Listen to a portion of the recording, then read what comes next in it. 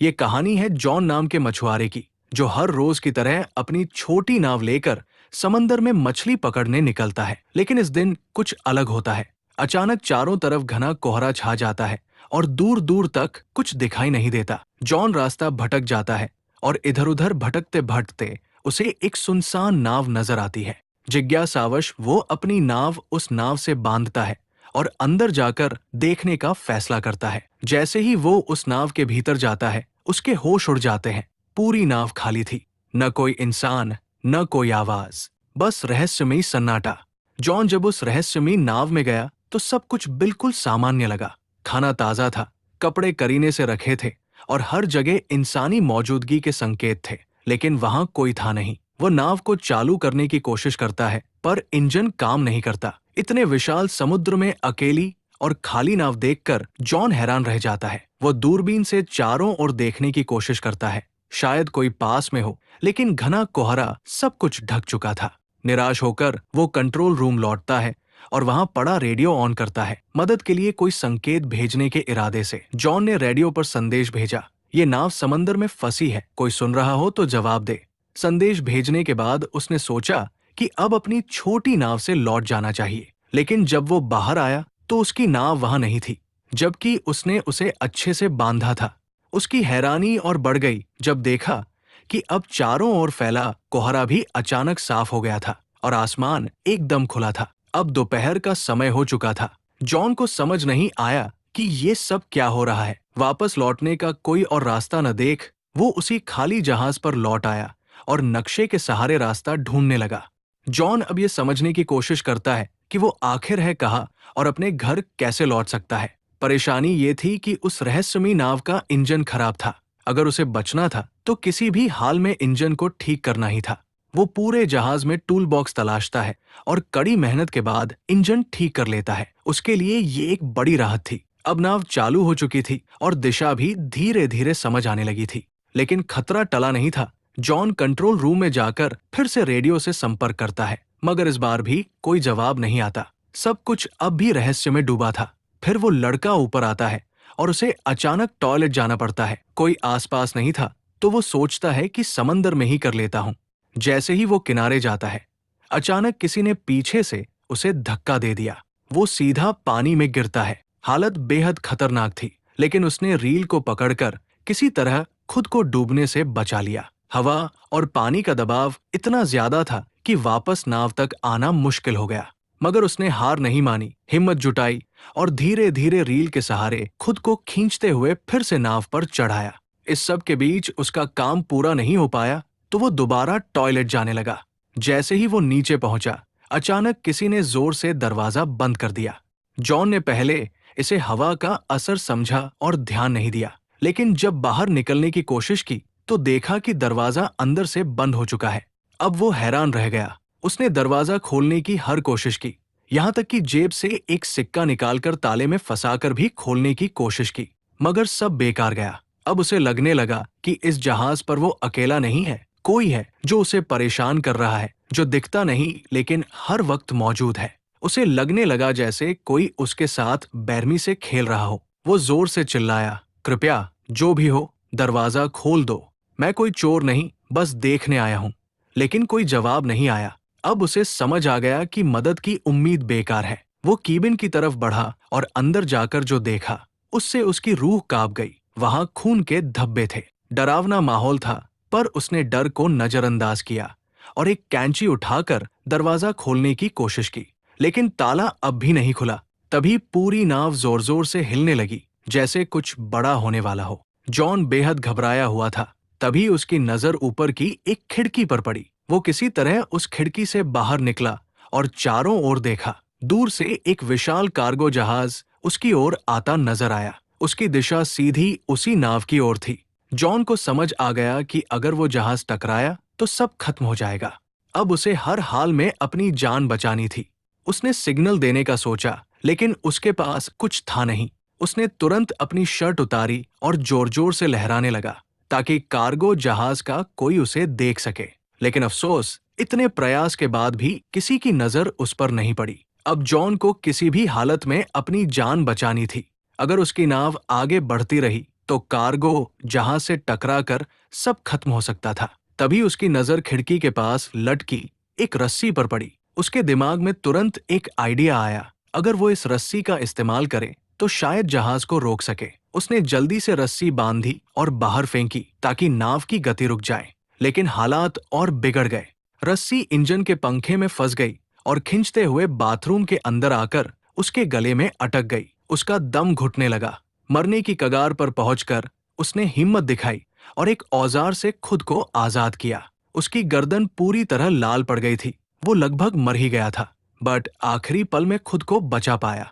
रस्सी इंजन में फंसी थी, जिससे जहाज की रफ्तार थम गई, मगर ये काफी नहीं था।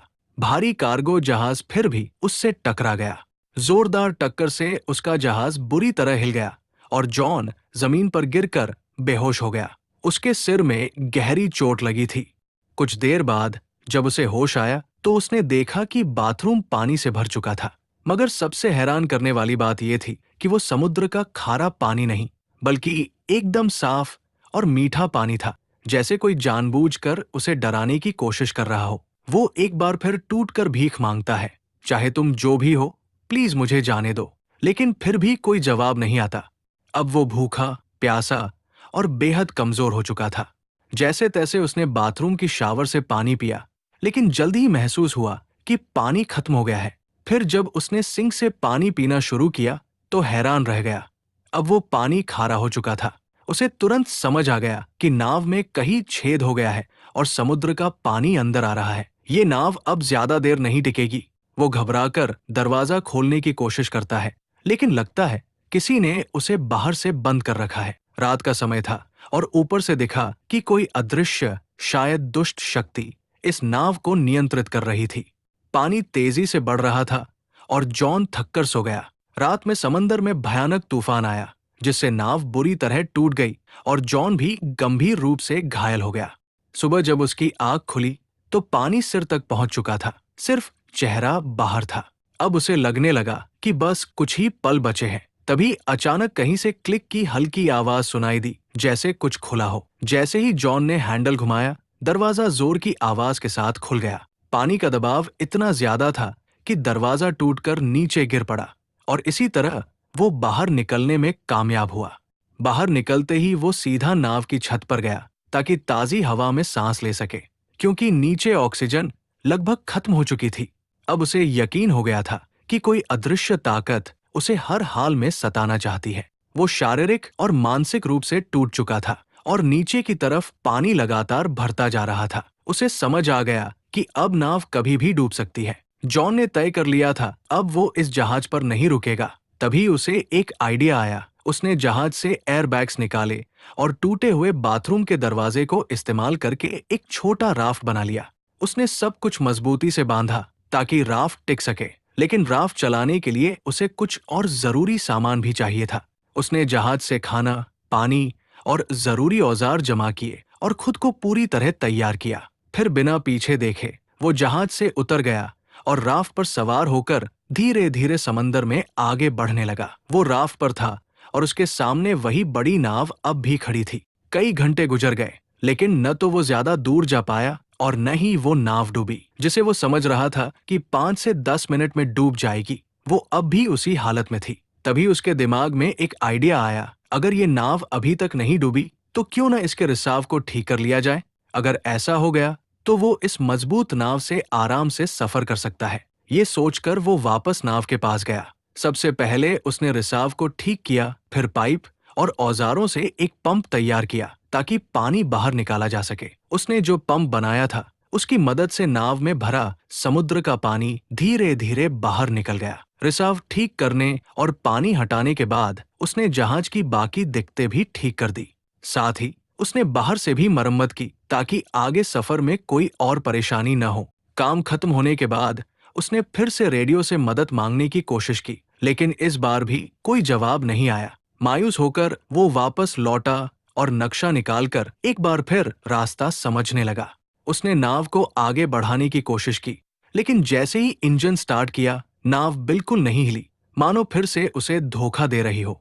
वो नाव एकदम स्थिर थी, जैसे पानी में जड़ हो गई हो, और यही सोच उसे अंदर से तोड़ रही थी। वो पूरी तरह थक चुका था, उम्मीदें खत्म हो रही थी। तभी दूर से उसने एक और जहाज आते देखा। अब उसके पास बस एक ही रास्ता था, अपने छोटे राफ्ट से उस जहाज तक पहुंचना। वो तुरंत राफ्ट पर चढ़ा और तेजी से उस जहाज की ओर बढ़ा। लेकिन तभी वो जहाज अचानक हिलने लगा और जॉन की तरफ तेजी से बढ़ने लगा, जैसे किसी ने उसे जानबूझकर उसकी ओर भेजा हो। जॉन ने अपनी रफ्तार बढ़ाई, लेकिन वो विशाल जहाज और भी तेज हो गया, और ठीक इससे पहले कि वो जहाज उसे टकराता, जॉन ने आखिरी कोशिश की और अपने बोट से कूदकर उस दूसरी नाव तक तैरने का फैसला किया, जो दूर जाती दिख रही थी। लेकिन जब तक वो वहां पहुंचा, वो नाव गायब हो चुकी थी। तभी उसे एहसास हुआ कि इस रहस्यमयी नाव पर कोई बुरी ताकत है, जो उसे कहीं जाने नहीं दे रही। उसने सोच लिया था कि चाहे जान चली जाए, वो इस नाव पर वापस नहीं जाएगा। लेकिन शाम तक पानी में तैरते तैरते ठंड बढ़ने लगी। नीचे डॉल्फिन्स तैर रही थी, पर पानी का तापमान बहुत गिर चुका था। ठंड सहन न हो पाने पर मजबूरी में वो फिर उसी नाव पर लौट आया। वो इतना थक और बीमार हो चुका था कि कुछ सोच पाने की हालत में नहीं था। बस चुपचाप एक कंबल ओढ़कर कमरे में सो गया। सुबह जब उसकी आंख खुली तो उसने फिर से इस जहाज से निकलने का फैसला किया। लेकिन अब एक और झटका मिला। कमरे का दरवाजा बंद था। वो घबरा गया और धीरे धीरे मानसिक रूप से टूटने लगा। उसे कुछ समझ नहीं आ रहा था कि आखिर ये सब उसके साथ क्यों हो रहा है। तभी उसकी नजर कमरे में मौजूद एक छोटी सी केबिन पर पड़ी। उसने जैसे ही उसे खोला, ऊपर की ओर एक रास्ता नजर आया, एक वेंटिलेशन जिससे बाहर निकला जा सकता था। वो उस केबिन में घुस गया, जो एक तंग स्टोरेज एरिया था। हर बार जब वो स्टोरेज एरिया से ऊपर चढ़ने की कोशिश करता, फिसलकर नीचे गिर जाता। गिरने से उसे कई चोटें भी आई, मगर उसने हार नहीं मानी। बार बार गिरते हुए आखिरकार वो फिर से ऊपर पहुंचा और उस वेंट की खिड़की को खोलने की कोशिश की, लेकिन वो टस से मस नहीं हुई। ऐसा लग रहा था जैसे उसे जानबूझकर सील कर दिया गया हो। अब वहां की ऑक्सीजन भी तेजी से खत्म हो रही थी। सांस लेना मुश्किल हो रहा था। नीचे का दरवाजा भी बंद था। वो वापस कमरे में नहीं जा पा रहा था। उसे लगने लगा कि अब यही उसका आखिरी समय है। लेकिन तभी उसने फिर से वही क्लिक की रहस्यमयी आवाज सुनी। जैसे ही केबिन की खिड़की क्लिक की आवाज के साथ खुली, जॉन बिना समय गवाए बाहर निकल आया। ताजी हवा ने उसे थोड़ी राहत दी। बाहर आकर उसने देखा कि नाव एक छोटे से द्वीप की ओर बढ़ रही थी। ये देखकर उसके मन में उम्मीद जगी कि शायद अब वो इस डरावनी नाव से हमेशा के लिए आजाद हो जाएगा। जैसे ही नाव किनारे पहुंची, वो फौरन उतर गया। उसे लगा कि इस द्वीप पर जरूर कोई है जो इस सब का जिम्मेदार है। गुस्से में उसने एक डंडा उठाया और द्वीप की तलाश शुरू की, लेकिन जल्द ही हैरान रह गया। पूरे द्वीप पर इंसान का कोई भी निशान नहीं था। अब जॉन फिर से गुस्से और डर से भर गया था। जैसे ही वो उस द्वीप से बाहर निकला, एक नया दृश्य उसकी आंखों के सामने आया। वही रहस्यमयी नाव जो उसे यहाँ लाई थी, अब शांत समंदर में आगे बढ़ रही थी, जैसे किसी और शिकार की तलाश में हो। ये देखकर जॉन को पूरी तरह यकीन हो गया कि ये नाव और ये द्वीप किसी बुरी ताकत के अधीन है। उसे अब हर हाल में यहाँ से निकलना था।